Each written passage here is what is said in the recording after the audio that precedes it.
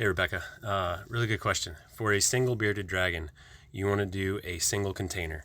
You're going to hear a lot of people say, don't do that. You need to separate the stages. You're going to have cannibalism. Don't do it. It's going to be fine. You will produce more than enough for that bearded dragon for the portion of the diet you need to use mealworms for. So get a single container. A Rubbermaid container is perfectly fine. Shoebox. Not a cardboard shoebox, but like shoebox size Rubbermaid container with a lid on it. You want to put some holes in the top, 8 to 10 half-inch holes so that things can ventilate so they don't build up too much heat. You want about an inch of substrate. Do wheat bran. Oats in a closed container are very likely to mold, so try wheat bran. If you get oats, then maybe grind them up and just be very, very careful. Well, in a single container, you're not going to be separating, so oats would be okay. Just be very, very careful about mold because oats get very dense and can hold that moisture in really easily. If you can't get wheat bran, that's what you should do for wheat bran. And then you want, just put the larva in there to start off with the larva. Super easy to just throw them in there, start feeding them once every 5 days, 4 days, and just kind of see what happens. See how quickly they eat that moisture, if you need to add more sooner or if less. With a lid on top, it's not gonna lose that much humidity or that much moisture. So start low on carrots or potatoes, something like that.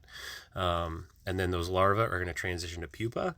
If you want to take those pupa and elevate them off of the substrate so that the larvae don't eat them, cannibalize them, get a fruit container. So go to your grocery store, get some strawberries, some blackberries, blueberries, something like that come in those plastic containers. Cut the lid off, flip the bottom part, the bigger part upside down, and then put the pupa on top of that. There should be a little ridge around the top of that container. Put the pupa on that. The beetles will then hatch. They'll be safe from the larvae. They'll hatch, and then they'll crawl off and fall in, and then start moving around and doing their thing. It's not complicated. If you go to my website, I have a free guide for a single container. It's listed for a gecko. It'll do the same thing for a bearded dragon, though. It's free. It's just a site or a page on my website. You don't have to sign up for anything or do anything. Go to MidwestMealworms.com.